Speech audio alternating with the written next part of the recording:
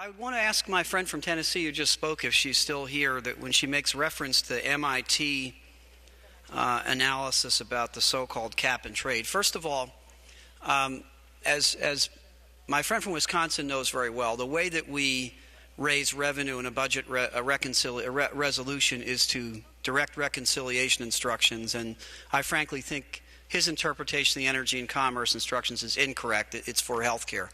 But when I'm finished.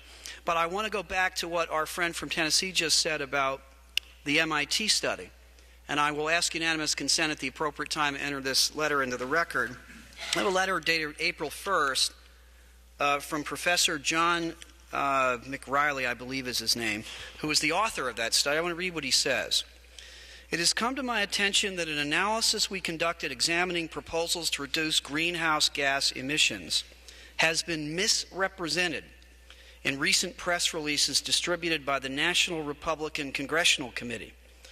The press release claims our report estimates an average cost per family of a carbon cap and trade program that would meet targets now being discussed in Congress to be over $3,000. But that is nearly 10 times the correct estimate, which is approximately $340. Is the gentlelady still on the floor? I would yield to my friend, the ranking member, to explain, is that the study on which you're relying? I can't speak for her, but let me ask you this. Let me ask the gentleman this. It's my understanding that that MIT study comes up with these calculations based on the fact that people would get rebates to offset the higher energy costs. If reclaim my time, I think that's right. Is that not the case? Yes, reclaim my time. I believe that's true. But I would like you to answer the fundamental question: is that the study on which you're relying? I can't answer the question because the gentlelady said it. But here's the interesting point. Since you just acknowledged that that study rests upon the fact of having rebates to go back to taxpayers, then why is it that this budget you're bringing to the floor repeals the rebates? This budget says the make-work-pay tax credit goes away. It's expired. If I could just ask for 30 more seconds.